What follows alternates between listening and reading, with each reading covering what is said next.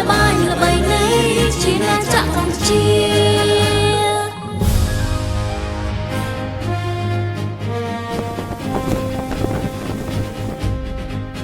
ប្រជាកងជាមានចិត្តប្រាថ្នារួបរวมសង្ខារសច្ចាការពារទឹកដីគាំទ្រកម្លាំងជួបមុខទាំងចិត្តស្មារតីយើងខ្ញុំរកស្រីស្ម័គ្រដើម្បីទឹកដីកម្ពុជា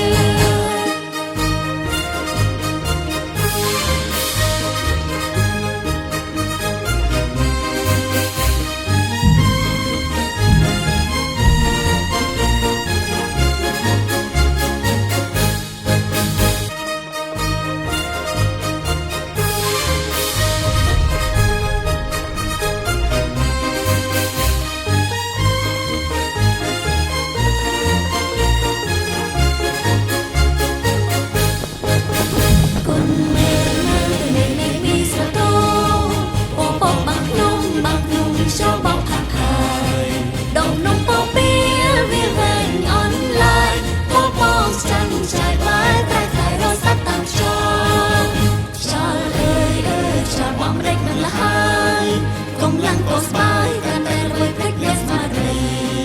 គុណមើលទៅមេឃគួរតែឆ្ងាយពេកក្រៃចិត្តខ្ញុំអាឡ័យស្រពន់ពេកក្រមាក្រុមទីនខំដើរដេកតាមដងព្រៃភ្នំអាវុធទៅធំប្រត់ទុកតនឹងសត្រូវដៃកាន់កំភ្លើងនាំគ្នារត់ចូលសំដៅ